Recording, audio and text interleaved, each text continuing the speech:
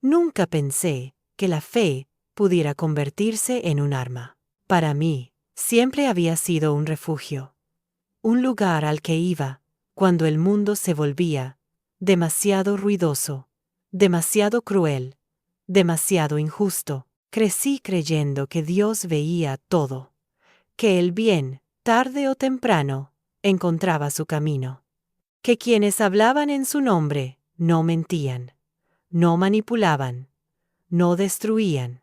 Yo confiaba. Y esa fue mi mayor debilidad. Cuando mi esposo murió, no solo perdí al hombre con el que había compartido más de 30 años. Perdí mi rutina, mi seguridad, mi voz dentro de la casa.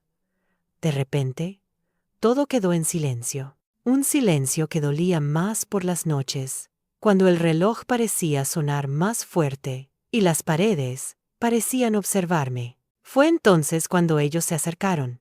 No llegaron como enemigos, llegaron como salvadores. El pastor fue el primero. Una voz suave, pausada, llena de palabras que sonaban a consuelo. Me habló de propósito, de pruebas, de que el sufrimiento tenía un sentido. Dijo que Dios nunca nos abandonaba, solo nos ponía a prueba. Yo asentía, lloraba, rezaba. Luego vino mi cuñada. Siempre había sido distante, pero de pronto empezó a visitarme. Traía comida, pasajes subrayados de la Biblia, historias de mujeres que habían perdido todo y aún así habían sido bendecidas. Dios te está preparando para algo grande, me decía. Pero primero tienes que soltar lo material. Soltar. Esa palabra empezó a repetirse demasiado. Soltar la casa. Soltar el pasado. Soltar el control. Al principio no lo vi como una advertencia. Lo vi como una enseñanza espiritual. Me decían que el apego era pecado, que aferrarse a las cosas terrenales impedía que las bendiciones llegaran. Yo quería creer. Cada domingo me sentaba en la primera fila. Escuchaba sermones que parecían dirigidos solo a mí. El pastor hablaba de sacrificio, de ofrendas, de confiar sin cuestionar, y cada vez que mencionaba la palabra obediencia, sentía un nudo en el estómago, pero lo confundía con culpa, con humildad, con fe. Empezaron a pedirme pequeñas cosas, firmas para gestiones administrativas de la iglesia, autorizaciones para ayudar a otros fieles, donaciones temporales que, según ellos, regresarían multiplicadas. No dudes, me decía el pastor, mirándome a los ojos. Dudar es abrirle la puerta al enemigo. Y yo no quería ser esa mujer que duda. No quería ser vista como débil espiritualmente. Así que firmé. Una vez, luego otra más. Hasta que un día, al volver a casa, algo se sintió distinto. El aire era más frío. Las paredes parecían ajenas, como si ya no me pertenecieran del todo. Esa noche no dormí, no por miedo, sino por una sensación que no sabía nombrar. Algo no estaba bien. Intenté hablar con el pastor. Me dijo que era normal sentirse confundida cuando Dios estaba trabajando en grande. Mi cuñada me abrazó y me susurró que confiara, que pronto entendería. Pero mi fe, la misma que me había sostenido toda la vida, empezó a dolerme, porque ya no me daba paz, me daba miedo. Una tarde, mientras ordenaba papeles viejos de mi esposo, encontré una carpeta que nunca había visto. Documentos legales, copias de escrituras, firmas y fechas recientes. Demasiado recientes. Leí mi nombre, vi mi firma y entendí algo que me dejó sin aire. No estaban guiándome, me estaban usando. Usaron mis creencias, mi dolor, mi necesidad de creer que no estaba sola. Me senté en el suelo y lloré como no lo había hecho desde el funeral. No lloré por la casa, ni por el dinero. Lloré porque habían tocado lo único que yo consideraba sagrado. mi fe. Y en ese momento, algo cambió dentro de mí. No dejé de creer en Dios, pero dejé de creer en ellos. Esa noche, recé de una forma distinta. No pedí consuelo, no pedí respuestas, pedí claridad. Y por primera vez en meses, sentí silencio, pero no vacío. Era un silencio atento, como si algo estuviera a punto de revelarse. No los enfrenté, no grité, no pregunté nada. Sonreí, asentí, seguí yendo a la iglesia, porque entendí que, si habían usado la fe para atraparme, sería la verdad la que los expondría. Y yo ya había empezado a ver. Seguía yendo a la iglesia, pero ya no iba a buscar consuelo. Iba a observar. La primera vez que entré después de encontrar aquellos papeles, sentí que todo se veía distinto. Las paredes blancas ya no me parecían puras, sino frías. Las sonrisas ya no eran calidez, sino máscaras bien ensayadas. Y la voz del pastor, esa voz que antes me tranquilizaba, ahora me sonaba como un hilo fino que podía apretarse alrededor del cuello sin que nadie lo notara. Me senté en la misma fila de siempre, con las manos juntas, la mirada baja, como una mujer devota. Hice exactamente lo que ellos esperaban: parecer frágil, parecer agradecida, parecer manipulable, porque si algo aprendí de mi esposo antes de morir, fue esto: cuando alguien te quiere dominar, primero necesita creer que ya lo logró. El pastor subió al púlpito y habló de obediencia. Siempre volvía a esa palabra: obediencia a Dios, obediencia a la autoridad, obediencia a la familia espiritual.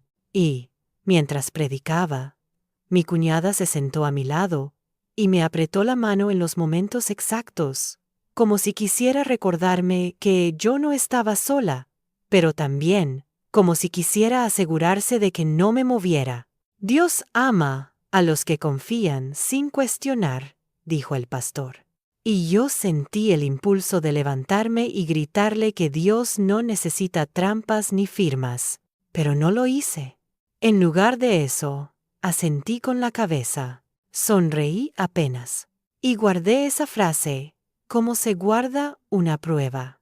Esa semana, fingí estar peor, no dramática, no exagerada, solo lo suficiente para que ellos se sintieran cómodos.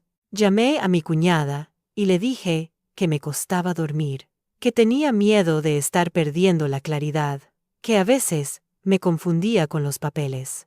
Ella se mostró preocupada, claro, pero en su voz noté algo que antes no veía: satisfacción silenciosa. No te preocupes, yo me encargo, dijo rápidamente. No tienes que cargar con nada. Para eso estamos nosotros. Nosotros. Esa palabra también empezó a repetirse. Nunca decían, tú decides. Siempre decían, nosotros lo hacemos. En los días siguientes, me pidieron otra firma, una sola, un trámite, algo de la iglesia, para cerrar un proceso. Yo les dije que sí, pero esa vez, antes de firmar, hice algo que ellos jamás imaginaron que yo haría. Fui a un abogado, no uno de la iglesia, no uno recomendado por mi cuñada, uno cualquiera, de un barrio, al otro lado de la ciudad, un hombre mayor, de manos firmes, que me miró con la paciencia de alguien que ha visto muchas traiciones disfrazadas de amor. Le mostré la carpeta, le mostré mi firma, le expliqué cómo habían usado mi fe, mi duelo y mis dudas como herramientas para empujarme. Él no se sorprendió, solo exhaló, lento. Señora, esto es más común de lo que cree, dijo. Solo que en su caso es peor, porque está mezclado con manipulación emocional y religiosa. Religiosa. Esa palabra me dolió como una bofetada. ¿Qué puedo hacer?, pregunté. El abogado apoyó los papeles sobre el escritorio y señaló algo con el dedo. Esto no es solo gestión administrativa. Esto tiene implicaciones patrimoniales. Y lo más grave, hay intencionalidad. No es un error. Mi garganta se cerró. Pero yo firmé. Usted firmó confiando. Y eso también tiene peso. Necesito que me diga una cosa. ¿Ellos le explicaron exactamente qué firmaba? Recordé las frases. No dudes. Es por el bien. Dios te premiará. Negué con la cabeza. Entonces, hay forma de atacar esto, dijo. Pero hay que hacerlo bien. Sin impulsos. Con pruebas. Pruebas. Esa palabra encendió algo en mí. Porque yo ya tenía una ventaja. Ellos pensaban que yo seguía ciega. Volví a casa y esa noche dormí poco, pero no por miedo, por estrategia. Empecé a recordar cada conversación, cada visita, cada sermón, con mensajes que parecían diseñados para empujarme hacia un punto, soltar lo material, entregar el control, ceder sin preguntas. A la mañana siguiente, fui a la iglesia con el teléfono cargado y un pequeño grabador en el bolso, uno viejo que usaba mi esposo para entrevistas cuando trabajaba. No necesitaba grabar todo. Solo necesitaba capturar las palabras exactas: firma, donación, obediencia, sin cuestionar. Si dudas, estás pecando, porque si ellos usaban la fe como escudo, yo usaría la verdad como espada. El pastor habló ese domingo de las viudas que honran a Dios con sacrificio. Contó una historia inventada sobre una mujer que entregó su casa a la obra y luego recibió milagros. Mi cuñada me miró con los ojos brillantes, como si estuviera viendo el final que ella quería para mí. Y entonces el pastor dijo una frase demasiado directa. Hay hermanas aquí que deben aprender a soltar propiedades, documentos, porque la obra necesita manos y también necesita recursos. Yo sentí un frío en el estómago. No era una predicación, era una instrucción. Y mientras él hablaba, yo grababa. Después del culto, mi cuñada me llevó a una sala pequeña detrás del templo. Allí estaba él, el pastor, y un hombre que no conocía, con un portafolio negro. Este hermano trabaja con nosotros en temas legales, dijo el pastor. Solo queremos ayudarte a ordenar tus cosas, para que estés en paz. La palabra legal fue como una alarma. El hombre abrió su portafolio y sacó papeles. Me los acercó con una sonrisa rápida. Es un documento sencillo, dijo. Solo confirma que usted autoriza ciertas decisiones administrativas para su bienestar. La misma frase, el mismo perfume, la misma trampa. Yo miré el papel. No lo leí todo. Solo busqué dos cosas: mi nombre y una palabra clave. Y la vi. Representación. Me tomé unos segundos, fingiendo confusión. ¿Y esto es de Dios?, pregunté, con voz temblorosa. El pastor sonrió, con una paciencia falsa. Todo lo que hacemos aquí es para el bien, hija. Dios nos guía. Yo asentí. Apreté el bolígrafo y firmé. Pero antes de que el bolígrafo tocara el papel, deslicé discretamente una hoja extra entre las páginas. Una hoja idéntica en tamaño, pero con un detalle crucial. Una marca casi invisible. Una pequeña inicial en la esquina. El abogado me había preparado esa hoja, por si intentaban después decir que yo firmé voluntariamente algo específico. Era un anzuelo. Salí de esa sala con el corazón golpeándome el pecho, pero sin mostrarlo. Sonreí. Abracé a mi cuñada. Le dije que estaba agradecida. Le dije que Dios me había puesto en el camino correcto. Y entonces pasó lo que yo esperaba. Esa misma tarde, mi cuñada llamó a alguien. No habló bajo. Creyó que yo no escuchaba. Ya está, dijo. Firmó. Sí, firmó. Esta vez sí. Yo estaba en la cocina, con las manos en el fregadero, como una mujer distraída.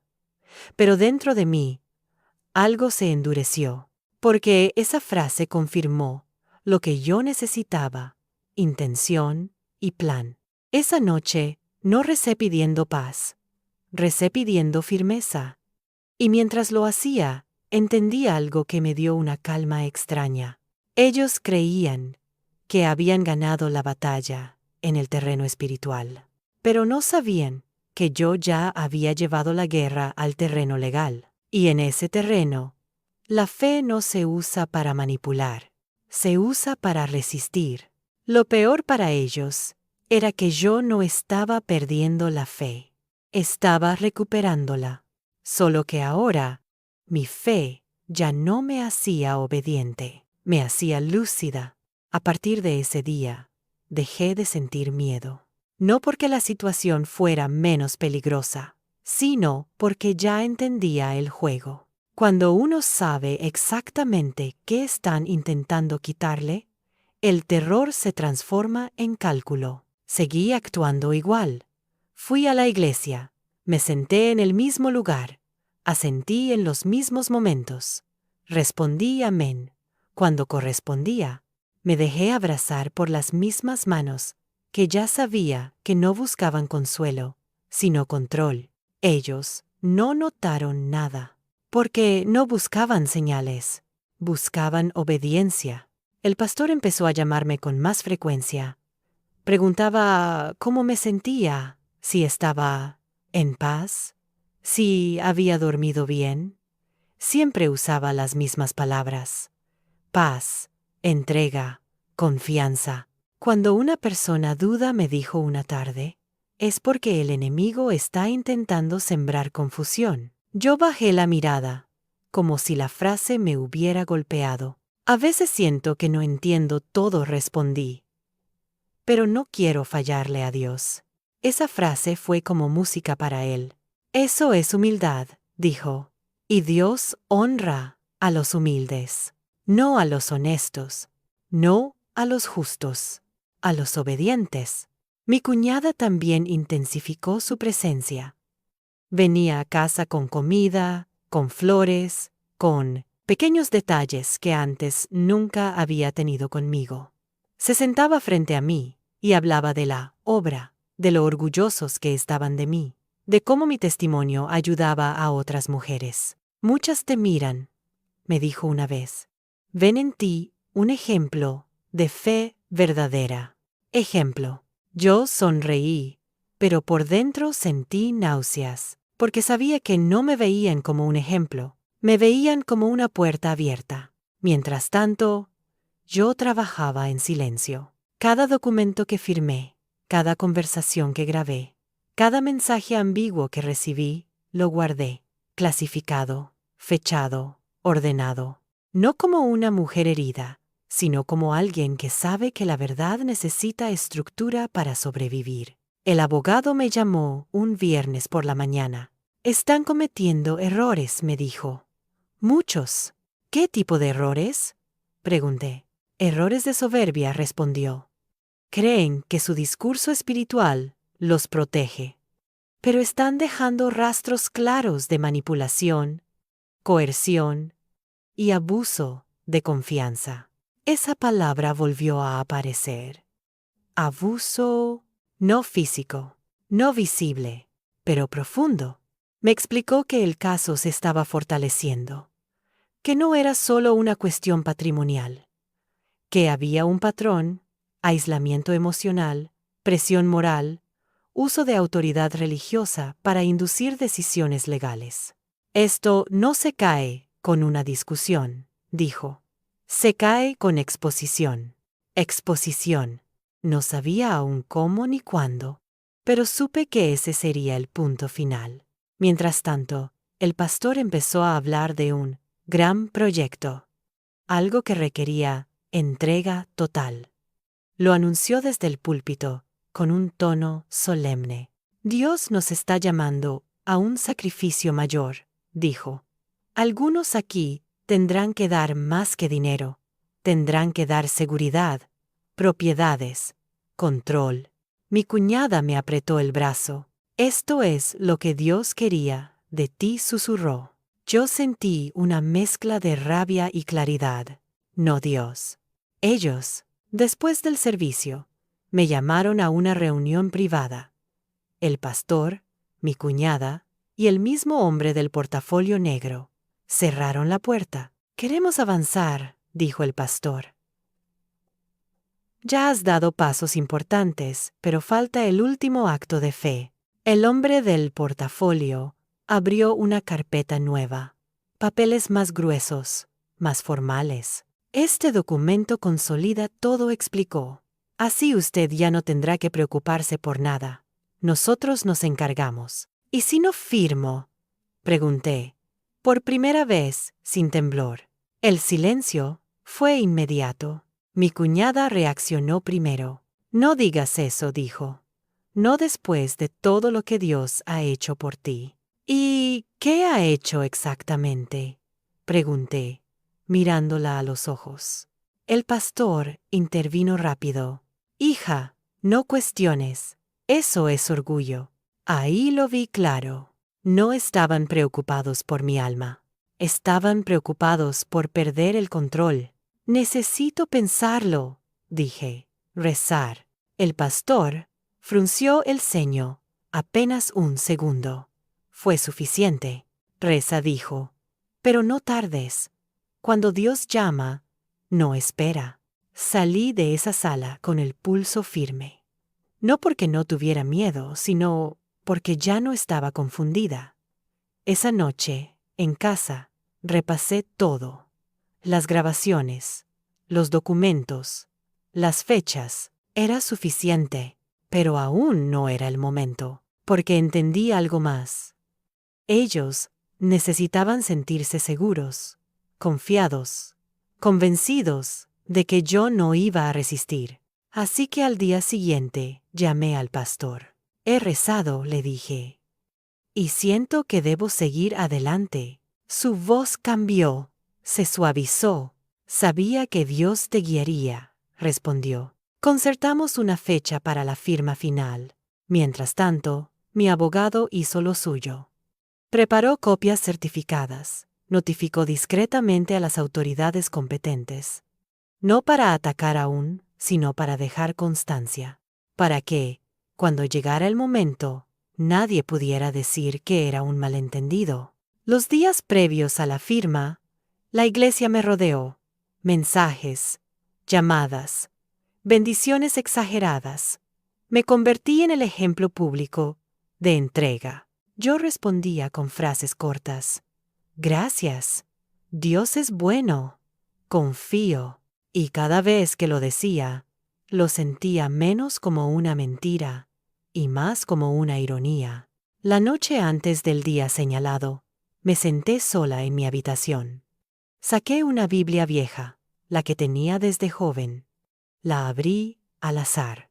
Leí un versículo que hablaba de falsos profetas, de lobos con piel de oveja. Cerré el libro. No sentí ira. Sentí tristeza, porque entendí que habían elegido usar la fe como herramienta de dominio. Y eso no solo me había herido a mí, había herido algo más grande. A la mañana siguiente, me vestí con cuidado, no de negro, no de colores apagados. Me vestí como siempre iba a la iglesia, como la mujer confiada que ellos creían que seguía siendo. Antes de salir, miré mi reflejo. Ya no vi a una viuda confundida. Vi a una mujer que había dejado de pedir permiso para entender. Salí de casa sabiendo que, pasara lo que pasara ese día, ya no iba a perder nada más. Porque cuando alguien usa a Dios para manipularte, el verdadero acto de fe no es obedecer. Es decir, basta. El día de la firma amaneció tranquilo. Demasiado tranquilo. El cielo estaba despejado, el aire inmóvil, como si todo conspirara para que nada pareciera fuera de lugar. Me levanté temprano, preparé café y me senté frente a la ventana. Observé cómo la calle despertaba lentamente. Ajena a lo que estaba a punto de ocurrir, no sentía nervios, sentía una atención absoluta. Me vestí con cuidado. Elegí la ropa que siempre usaba para ir a la iglesia. Nada llamativo, nada solemne. La misma imagen que ellos reconocían y controlaban. Antes de salir, revisé el bolso, documentos, teléfono cargado, el grabador oculto. Todo estaba donde debía estar. Llegué al templo unos minutos antes de la hora acordada. El pastor ya me esperaba en una sala lateral, la misma donde tantas veces me habían hablado de obediencia y sacrificio. Mi cuñada estaba allí también. Sonreía. Demasiado. Hoy es un gran día, dijo. Vas a sentir una paz enorme después de esto. Asentí, como siempre. El hombre del portafolio negro entró último. Traía consigo una carpeta gruesa, más pesada que las anteriores. La colocó sobre la mesa con un gesto ceremonioso. Este documento consolida todo lo anterior, explicó. Es el paso final para que podamos administrar correctamente lo que Dios ha puesto en tus manos. Administrar. Esa palabra volvió a sonar como un eco viejo. Me senté. Miré la carpeta. Pasé las páginas lentamente, fingiendo leer con dificultad. No buscaba entenderlo todo. Ya sabía qué buscar. Cláusulas repetidas, términos vagos, autoridad delegada, sin límites claros. ¿Tienes alguna duda?, preguntó el pastor. Levanté la vista. Solo quiero estar segura de que esto no va en contra de lo que Dios quiere, respondí. Él sonrió con paciencia ensayada. Dios quiere que confíes. Mi cuñada intervino rápido. Y que descanses. Has cargado demasiado tiempo con preocupaciones que no te corresponden. Descansar. Otra palabra peligrosa cuando se usa para apagar la conciencia.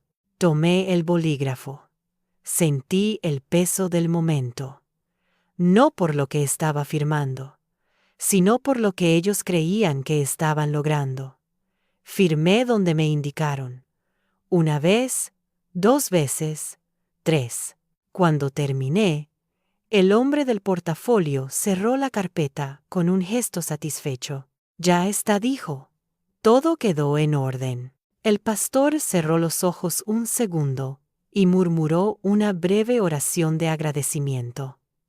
Habló de entrega, de fe recompensada, de obediencia bendecida. Yo incliné la cabeza, pero por dentro contaba horas, días, errores, porque sabía que el verdadero movimiento no se hacía en la sala, se hacía después. Salí del templo acompañada. Abrazos, felicitaciones, palabras suaves. Me sentí observada, celebrada, utilizada. Y, aún así, no me sentí pequeña. Esa misma tarde, recibí el primer indicio de que algo no encajaba para ellos. Mi cuñada llamó. Hay un detalle que queremos revisar, dijo. Algo técnico. Claro, respondí. ¿Qué sucede? Nada grave, aseguró. Solo, el abogado quiere confirmar unas fechas. Fechas. Sonreí para mí misma. Dile que me llame, contesté. El llamado llegó 1 hora después. No del hombre del portafolio, sino de otro número. Una voz distinta. Nerviosa. Señora, dijo. Estamos revisando los documentos. Y hay una discrepancia menor. ¿Qué tipo de discrepancia?, pregunté, manteniendo la voz calma. ¿Una hoja? ¿Una marca? Es probable que sea un error de copia. No, lo era. ¿Eso invalida algo?, pregunté. Hubo un silencio incómodo. No necesariamente, respondió. Pero necesitamos aclararlo. Entonces aclárenlo, dije. Yo firmé confiando en ustedes. Esa frase, tan parecida a las que ellos usaron conmigo, pareció incomodarlo. Colgué y esperé. Al día siguiente, el abogado que yo había contratado me llamó. Están inquietos, dijo. Intentaron validar un documento, sin revisar un detalle clave. Ese detalle los compromete. ¿Hasta qué punto? Pregunté. Hasta el punto de que, si avanzan, se exponen. Y si retroceden, admiten manipulación. Era el primer verdadero dilema para ellos. En la iglesia, el ambiente cambió. Ya no me buscaban con la misma seguridad. El pastor evitaba mirarme directamente. Mi cuñada hablaba más de lo habitual, como si necesitara llenar un silencio nuevo. Todo está bien, me decía. A veces, el enemigo intenta confundir cuando algo grande está por manifestarse. Yo asentía. Sí, respondía. Por eso hay que ser pacientes, pacientes. Otra palabra que, en sus bocas, significaba espera mientras resolvemos cómo salir. Los días pasaron. No hubo nuevos documentos, no hubo nuevas firmas, solo llamadas vagas, mensajes ambiguos, reuniones pospuestas. La seguridad con la que se movían se había transformado en cautela. Y entonces, una tarde, el pastor me pidió hablar a solas. Nos sentamos en la misma sala. Cerró la puerta con cuidado. Hay personas que están haciendo preguntas, dijo. Gente que no entiende la obra. ¿Qué tipo de preguntas? Pregunté. Preguntas legales. Ahí estaba. Yo solo seguí. Lo que me indicaron, respondí. Confié. Él me miró por primera vez, sin sonrisa. Confiar es bueno, dijo. Pero ahora necesitamos discreción. ¿Discreción para quién? Pregunté, con suavidad. No respondió de inmediato. Para todos, dijo finalmente. Para proteger lo que hemos construido, lo que ellos habían construido. Entiendo, dije. Entonces lo mejor será que todo sea transparente. Vi cómo su mandíbula se tensaba. No siempre es necesario mostrarlo todo, respondió. A veces es inevitable, dije yo. El silencio se hizo espeso. No era un silencio espiritual. Era un silencio táctico. Cuando salí de esa sala, supe que el equilibrio había cambiado. Ya no me veían como una creyente dócil. Me veían como una variable peligrosa. Esa noche recibí un mensaje anónimo. Solo una frase. Ten cuidado, no respondí, porque ya no estaba sola.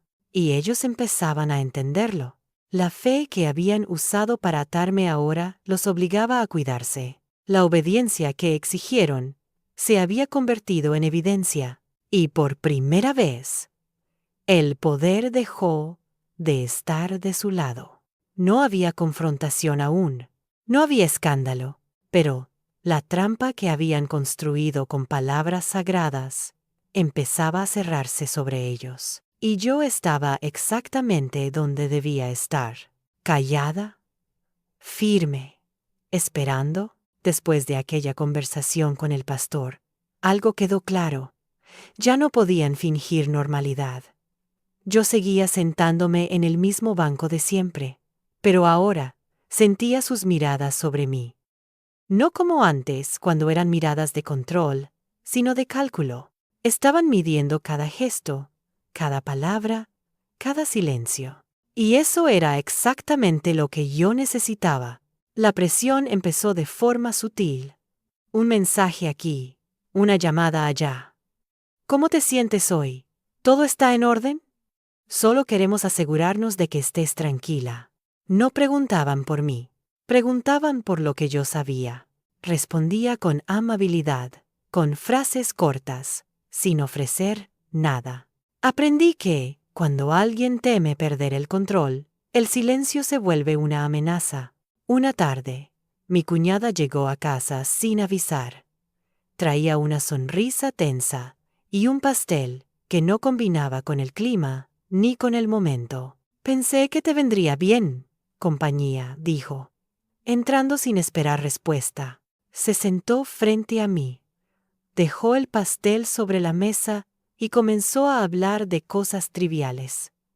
El clima. La iglesia. Personas que yo apenas recordaba. Pero su cuerpo estaba rígido. Sus manos no dejaban de moverse. El pastor está preocupado, dijo finalmente.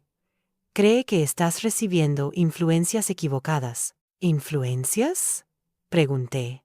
Con calma. Personas que no entienden la obra, respondió. Abogados, por ejemplo. No, lo negó. Lo confirmó. Solo quiero estar segura, dije. Todo esto es nuevo para mí. Lo sabemos, dijo ella. Por eso queremos ayudarte. Ayudar. Otra palabra, vacía. Hay quienes dicen cosas peligrosas. Continuó. Que manipulación, que abuso, palabras fuertes, palabras que no vienen de Dios. ¿Y de dónde vienen? Pregunté. Del miedo, respondió rápido. Del resentimiento. La miré, por primera vez, no como familia, sino como alguien que estaba defendiendo una estructura que se le escapaba. Si no hay nada que esconder, dije, entonces no hay nada que temer. Mi cuñada apretó los labios. No es tan simple. Ahí estaba la verdad. Nunca lo fue. Los días siguientes, la iglesia empezó a cambiar su tono.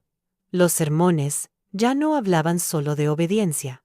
Ahora hablaban de traición, de falsos testimonios, de personas que se apartan del camino. No decían mi nombre, pero no hacía falta. Yo escuchaba todo, grababa todo. El pastor hablaba de lobos disfrazados de ovejas. Y yo pensaba en lo irónico que era escuchar eso de alguien que usó la fe como una red. Cada palabra que pronunciaba parecía diseñada para asustarme, para hacerme retroceder. Pero ya no funcionaba. Porque el miedo solo tiene poder cuando uno no entiende de dónde viene. Una mañana, el abogado me llamó con una voz distinta. Se movieron, dijo. Intentaron registrar el documento sin notificarte correctamente. ¿Y qué pasó? Pregunté. El registro lo detuvo. Hay inconsistencias. Y alguien hizo una denuncia anónima. No fui yo. ¿Quién? Pregunté. No lo sabemos aún, respondió. Pero esto ya no es solo un asunto privado. Eso cambió todo. Porque cuando la manipulación sale del espacio cerrado, pierde su fuerza. Ya no es fe, es control.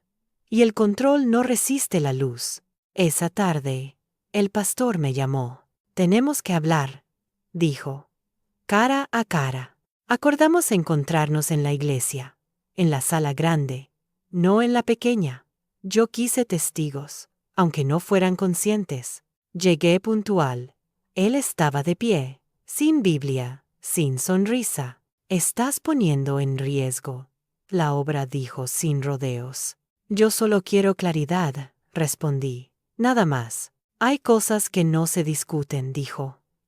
Hay decisiones que deben respetarse. ¿Decisiones de quién? Pregunté. De Dios, respondió. Lo miré con una calma que pareció desconcertarlo. Entonces, Dios no necesita firmas, dije, ni papeles, ni amenazas veladas. Su rostro se tensó. Estás confundida, dijo. Y alguien está aprovechándose de tu estado emocional. ¿Mi estado emocional o mi silencio? Pregunté. No respondió. ¿Sabe lo que más me duele? Continué. No es que intentaran quedarse con lo material. Es que usaron lo único que yo respetaba para hacerlo. Cuidado con lo que dices, advirtió. La lengua puede destruir más que cualquier documento. Eso lo sé, respondí. Por eso he sido cuidadosa. Hubo un largo silencio. Aún podemos arreglar esto, dijo finalmente. Pero tienes que confiar. Confié, dije. Y ahora estoy aquí. Salí de la sala, sabiendo que ese fue el momento exacto en que perdieron algo esencial: la superioridad moral. Ya no podían presentarse como guías. Eran actores defendiendo su papel. Esa noche recibí varios mensajes, algunos de miembros de la iglesia, otros de números desconocidos, todos con el mismo tono: advertencias disfrazadas de preocupación. No respondí a ninguno, porque el siguiente movimiento ya no era mío. El abogado me informó que la autoridad competente había solicitado documentación adicional a la iglesia. Nada público aún, nada escandaloso, pero suficiente para que el nerviosismo creciera. Y creció. El pastor dejó de predicar con seguridad. Mi cuñada dejó de visitarme. El hombre del portafolio negro desapareció. La estructura empezó a mostrar grietas. Y entonces, algo inesperado ocurrió. Una mujer se me acercó después del culto. No la conocía bien. Siempre estaba sentada al fondo. Gracias, me dijo en voz baja. ¿Por qué?, pregunté. Porque alguien tenía que decir: basta. Se alejó antes de que pudiera responder. Ese momento me confirmó algo que no había considerado. Yo no era la única. No había sido la única manipulada. Solo había sido la que se detuvo, y eso asusta más que cualquier denuncia. Volví a casa con una certeza nueva. Esto ya no era solo mi historia. Era el comienzo de algo que ellos no podrían controlar con palabras sagradas ni con amenazas suaves. No sabía cómo terminaría, pero sabía algo con absoluta claridad. La fe que usaron para dominarme había dejado de protegerlos. Y cuando eso ocurre, lo que viene después ya no se puede frenar. El cambio no fue inmediato ni espectacular. No hubo escándalos repentinos ni titulares llamativos. La caída empezó de la forma más peligrosa posible, con preguntas. Preguntas dentro de la iglesia. Preguntas entre los fieles. Preguntas que ya no se podían silenciar con versículos ni sonrisas. Yo seguía asistiendo a los cultos, pero ahora el ambiente era distinto. Las personas se miraban entre sí con cautela. El pastor ya no hablaba con la misma autoridad absoluta. Sus palabras eran más largas, más defensivas, como si intentara anticiparse a algo que todavía no había sido dicho en voz alta. Mi nombre no se mencionaba, pero mi presencia pesaba. Una mañana, mientras me acomodaba en el banco, escuché un susurro detrás de mí. ¿Es cierto que firmó documentos sin explicación? No respondí de inmediato. Giré apenas la cabeza. Es cierto que confié, dije, y que ahora quiero entender. Eso fue suficiente. Las dudas comenzaron a circular, no como acusaciones, sino como inquietudes. Y cuando una comunidad basada en obediencia empieza a dudar, la estructura se debilita desde dentro. El pastor reaccionó, como suelen hacerlo quienes sienten que pierden el control. Endureció el discurso. Habló de rebeldía espiritual, de enemigos infiltrados, de pruebas de fe, pero cada palabra que antes funcionaba como escudo, ahora sonaba como excusa. Mi cuñada ya no se sentaba a mi lado. Evitaba mirarme, evitaba a todos. Había pasado de ser intermediaria a ser un riesgo. Una tarde recibí una llamada del abogado. Esto avanzó, me dijo, más rápido de lo que esperábamos. ¿En qué sentido?, pregunté. Varias personas han declarado. No contra usted, contra ellos.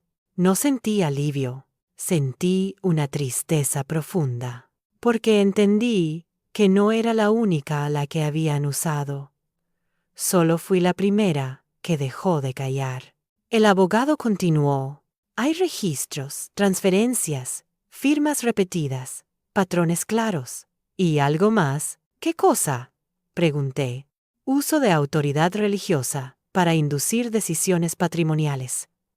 Eso pesa mucho. Esa noche casi no dormí. no por ansiedad, sino por una mezcla de emociones difíciles de ordenar. Me pregunté cuántas veces había escuchado sermones sobre honestidad, sin ver la ironía. ¿Cuántas veces había entregado confianza, creyendo que era fe? Al día siguiente, el pastor anunció una reunión especial. No un culto, una reunión cerrada para aclarar rumores. La sala estaba llena. Más de lo habitual. Personas que nunca hablaban estaban sentadas en primera fila. El ambiente era tenso. El pastor comenzó con una oración larga, demasiado larga. Luego habló de persecución, de pruebas injustas, de ataques del enemigo. Pero algo no encajaba. Su voz temblaba ligeramente, no de emoción, de inseguridad. Entonces alguien levantó la mano. Una mujer mayor, de las más antiguas de la iglesia. Pastor dijo: yo firmé algo parecido a lo que firmó ella. Señaló hacia mí. El silencio fue absoluto. ¿Qué firmó?, preguntó el pastor, intentando sonreír. Un permiso, respondió, para ayudar a la obra. Nunca me explicaron que era permanente. Otro murmullo recorrió la sala. Un hombre se levantó. A mí me dijeron que era una donación temporal, dijo. Ahora, resulta que no puedo recuperar nada. Las preguntas empezaron a caer una tras otra. No había gritos, no había insultos, solo incredulidad. El pastor levantó las manos. Hermanos, esto se está saliendo de control. No interrumpió alguien. Esto es el control. Yo permanecí sentada. No hablé, no acusé, no señalé. No era necesario. La verdad ya no me necesitaba como voz. Se estaba abriendo camino sola. La reunión terminó abruptamente, sin conclusiones, sin oración final. Las personas salieron en grupos pequeños, hablando en voz baja. Nadie se quedó a despedirse. Esa noche, recibí un mensaje de mi cuñada. Esto no era lo que queríamos. No respondí, porque nunca lo es, cuando la manipulación deja de funcionar. 2 días después, la noticia se filtró. No a la prensa grande, a un medio local. Un artículo pequeño, discreto, pero devastador. Investigación por presunta manipulación patrimonial en comunidad religiosa. No mencionaban nombres. No hacía falta. La iglesia cerró temporalmente por reflexión espiritual. El pastor desapareció de la escena pública. El hombre del portafolio negro no volvió a aparecer. Mi cuñada se mudó sin avisar. Y yo seguí con mi vida. Alguien me preguntó si me sentía victoriosa. No supe qué responder, porque no sentía victoria. Sentía duelo. Duelo por la fe que me habían distorsionado, por la confianza traicionada, por las personas que aún no entendían del todo lo que había pasado. Pero también sentía algo nuevo: firmeza. Había aprendido que la fe no exige ceguera, que Dios no necesita intermediarios que amenacen, y que el silencio solo es virtud cuando no protege al abuso. Una mañana, mientras caminaba por el barrio, me crucé con la mujer que había hablado en la reunión. Gracias, me dijo. Si usted no se hubiera detenido, yo tampoco. La miré. No me detuve, respondí. Solo dejé de obedecer, sin entender. Sonrió. El proceso legal seguía. No era rápido, no era limpio, pero ya no importaba tanto el resultado como el hecho de que la verdad estaba fuera. Esa noche, abrí la Biblia otra vez. No para buscar respuestas, sino para reconciliarme con algo que habían intentado usar en mi contra. Leí despacio, sin prisa, sin miedo, y entendí algo que me dio paz. La fe que se impone no es fe, es poder. Y el poder, cuando se basa en la mentira, siempre cae. Yo no había perdido mi fe, la había recuperado. Y eso era algo que nadie podría volver a quitarme. Después del cierre temporal de la iglesia, el silencio se volvió ensordecedor. No el silencio de la paz, sino el de la caída. Ese que deja al descubierto todo lo que antes se sostenía con palabras bonitas y promesas vagas. Los mensajes comenzaron a llegar de forma dispersa, no como disculpas claras, sino como intentos torpes de reescribir la historia. Personas que antes me evitaban ahora querían hablar. Decían que no sabían, que no entendían del todo, que solo seguían instrucciones. Yo escuchaba. No interrumpía. No consolaba.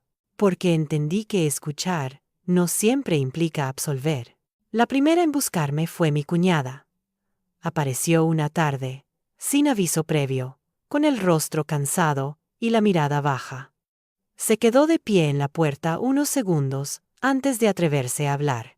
«Solo quiero explicarte», dijo. La dejé pasar. No por compasión, por cierre. Se sentó frente a mí, como si el simple hecho de ocupar una silla fuera un permiso que ya no tenía claro. Sus manos temblaban ligeramente. «Nunca pensamos que llegaría tan lejos», empezó. «Todo empezó como una ayuda, una forma de organizar las cosas». «¿Las cosas? ¿O a las personas?», pregunté, sin dureza. Guardó silencio. «El pastor decía que era por el bien común», continuó. «Que Dios entendía sacrificios que los hombres no». «¿Y tú lo creíste?», pregunté. Asintió. Quería creerlo. Esa frase me resultó familiar. Demasiado. «¿En qué momento dejaste de preguntar?», dije. «¿En qué momento decidiste que yo no necesitaba entender?». Sus ojos se llenaron de lágrimas. «Pensé que estabas demasiado frágil». No respondí. «Pensaste que era más fácil». Eso la quebró. No intenté consolarla. No era mi papel. «Ya no.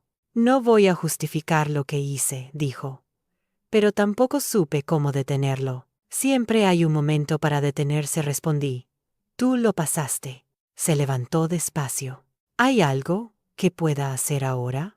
Pensé la respuesta con cuidado. «Aprender», dije, «y no volver a usar la fe como excusa». Se fue sin decir más. Esa noche me di cuenta de algo importante. Las personas no buscan perdón cuando entienden el daño. Lo buscan cuando el daño ya no les conviene. Días después, el pastor intentó contactarme. No directamente, a través de un mensaje escrito, frío, calculado. Decía que lamentaba malentendidos, que todo había sido sacado de contexto, que la obra estaba siendo injustamente atacada. No respondí, porque la manipulación siempre intenta volver a entrar por la puerta del lenguaje. El proceso legal avanzaba. Lentamente, como suelen hacerlo los procesos que no se apoyan en emociones, sino en hechos. Me pidieron declaraciones. Entregué grabaciones, documentos, fechas, nada exagerado, nada adornado, solo verdad. Mientras tanto, empecé a recibir mensajes de otras personas de la comunidad.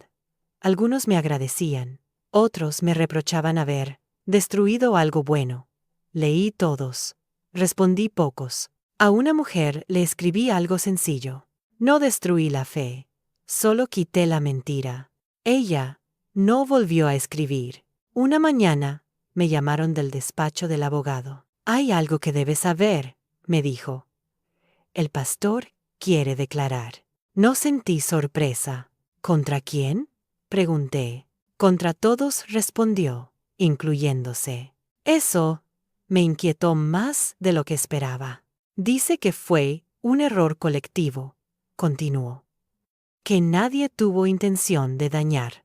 Intención.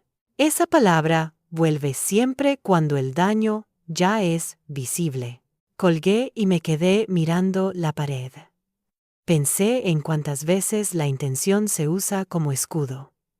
Como si el daño midiera, menos si no fue planeado con crueldad consciente. Pero el daño no negocia con intenciones. Ese día salí a caminar sin rumbo. Necesitaba aire. Necesitaba espacio. Pasé frente a la iglesia cerrada. Las puertas estaban aseguradas. El cartel apagado. Nada indicaba el movimiento que había habido allí durante años. Me detuve un momento. No sentí alegría. Sentí responsabilidad. Porque entendí que, al hablar, había abierto algo que no podía cerrarse fácilmente. Y eso pesa. Al volver a casa, encontré una carta bajo la puerta. No tenía remitente. La abrí con cuidado. Era de alguien que no conocía personalmente, pero que había estado allí. Decía que gracias a todo lo ocurrido, había empezado a cuestionar cosas que siempre le incomodaron, que no sabía si volvería a creer igual, pero que al menos ahora creía con conciencia. Esa carta me sostuvo más que cualquier victoria legal, porque entendí que el verdadero impacto no estaba en lo que se perdió, sino en lo que se despertó. La fe, cuando no se impone, puede sanar, pero cuando se usa como herramienta de control, destruye en silencio. Esa noche volví a rezar, no para pedir justicia, no para pedir reparación, para pedir que nunca más confundiera obediencia con amor. Y entonces ocurrió algo inesperado. Recibí un mensaje de mi abogado. Prepárese. Se acerca el momento decisivo. No pregunté a qué se refería. Lo supe. Las máscaras estaban cayendo. Las versiones ya no coincidían. Las explicaciones se contradecían. Y cuando eso sucede, el sistema que se sostuvo en el miedo comienza a devorarse a sí mismo. No sabía cómo terminaría todo, pero ya no temía el final.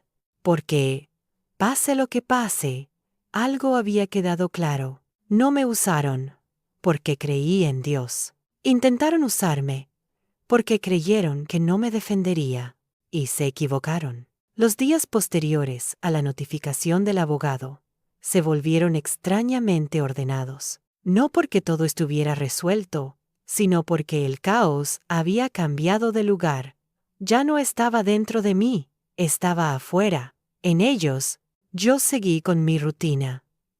Me levantaba temprano, caminaba un poco, preparaba café, leía sin prisa. Hacía cosas simples. Y esa normalidad era, para muchos, lo más desconcertante, porque esperaban verme quebrada, o furiosa, o arrepentida. No entendían que, cuando alguien atraviesa la manipulación y sale con claridad, ya no necesita reaccionar como esperan los demás. El abogado me llamó de nuevo. Se están contradiciendo, me dijo. Versiones distintas, fechas que no coinciden, documentos que aparecen tarde. ¿Eso es bueno o malo? Pregunté. Es inevitable, respondió. Cuando la verdad se sostiene en hechos, no necesita ser consistente a la fuerza. Las mentiras sí. Me explicó que habría una audiencia clave. No pública, no mediática, pero decisiva. Allí, quienes habían ejercido presión tendrían que responder preguntas directas, sin púlpito, sin lenguaje simbólico, sin refugiarse en palabras sagradas. Colgué con una sensación extraña, no de triunfo, de cierre cercano. Ese mismo día, recibí un mensaje inesperado. No del pastor, no de mi cuñada, de alguien que nunca había hablado conmigo más allá de un saludo. No supe cómo decirlo antes. Perdón. No pedí explicaciones. No las necesitaba. A veces, una sola palabra honesta pesa más que 1000 discursos. Los rumores se intensificaron. Algunos decían que yo había exagerado. Otros, que había sido valiente. Yo no corregía a nadie. Aprendí que la verdad no necesita ser defendida en todas las conversaciones, solo en las que importan. Una tarde, alguien tocó a mi puerta. Era el hombre del portafolio negro. No lo había visto desde el día de la firma. Ahora, parecía más pequeño. No físicamente, moralmente. Necesito hablar, dijo. Lo dejé pasar. Se sentó sin quitarse el abrigo, como si temiera quedarse demasiado tiempo. Miró alrededor. Evitó mi mirada. Las cosas se salieron de control, empezó. Nunca fue nuestra intención. Levanté la mano. No me explique intenciones, dije. Explíqueme decisiones. Tragó saliva. Seguíamos instrucciones. Siempre hay alguien que da la orden, respondí. Pero siempre hay alguien que decide obedecerla. No discutió. El pastor va a declarar, dijo. Quiere limpiar su nombre. Todos quieren limpiar algo, cuando ya no pueden esconderlo, respondí. Si hay algo que pueda hacer para que esto termine sin más daño, añadió. Lo miré con calma. El daño ya está hecho, dije. Ahora, solo queda hacerse cargo. Se levantó. Antes de irse, dijo algo que no esperaba. Creí que la fe nos protegía. La fe no protege a quien la usa para dominar, respondí. Protege a quien no la traiciona. Se fue, sin despedirse. Esa noche, me senté a escribir. No para denunciar, para entender. Escribí todo lo que recordaba. No para el proceso, para mí. Necesitaba cerrar la historia en mi propia cabeza, antes de que otros la cerraran en un expediente. Recordé el primer día que entré a esa iglesia. Cómo me sentí acompañada. Cómo confundí contención con autoridad. Cómo permití que la voz del otro reemplazara a la mía. No me culpé. Me responsabilicé. Días después, llegó la citación. Fecha. Hora. Lugar. Nada simbólico. Nada sagrado. Solo un espacio donde las palabras debían responder a hechos.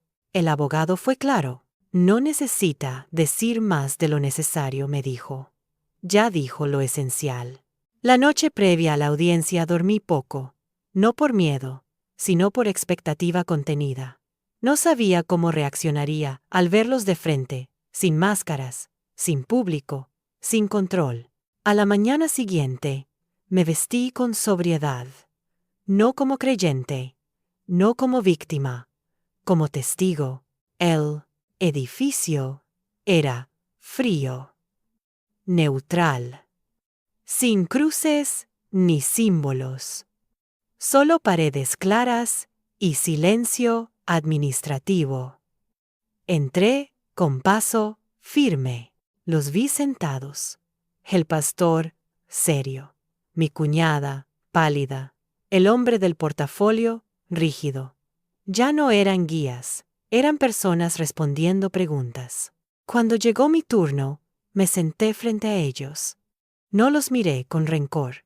Los miré como se mira a quienes han dejado de tener poder sobre uno. Me preguntaron si entendía lo que firmaba.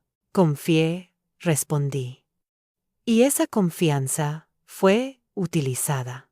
Me preguntaron si alguien me presionó. Me dijeron que dudar era pecado. Respondí. Eso no es guía espiritual. Es coerción. Me preguntaron si me sentí manipulada. Me sentí dirigida sin información, respondí. Eso es manipulación. No levanté la voz. No añadí dramatismo. No fue necesario. Las preguntas continuaron. Las respuestas se acumularon. Las contradicciones también. En un momento, el pastor pidió la palabra. Habló de malentendidos, de buenas intenciones, de un sistema que se había desordenado. ¿Desordenado para quién?, preguntó quien dirigía la audiencia. El silencio fue largo. Ese silencio fue más elocuente que cualquier defensa. Al salir, sentí algo que no esperaba. Cansancio. No alivio inmediato. Cansancio profundo. Como si mi cuerpo recién ahora entendiera que la tensión había terminado. El abogado me acompañó hasta la puerta. Hizo lo que tenía que hacer, dijo. Ahora solo queda esperar. Asentí. Al volver a casa, me senté en el mismo lugar donde tantas veces había rezado, pidiendo respuestas. Esta vez no pedí nada. Solo respiré. Sabía que el final estaba cerca. No el final legal, el final emocional. Porque ocurriera lo que ocurriera después, yo ya había recuperado algo que nadie podía volver a tocar. Mi criterio, mi voz, mi fe sin intermediarios. Y eso, entendí, era la verdadera victoria. La resolución no llegó con aplausos. No hubo titulares grandes ni discursos triunfales. Llegó en una sala fría, con palabras medidas y un tono que no dejaba espacio para interpretaciones. Las prácticas habían sido declaradas indebidas. La presión espiritual, reconocida.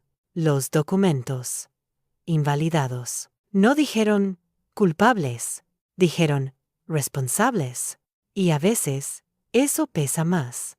El pastor no me miró cuando escuchó la decisión. Mi cuñada cerró los ojos.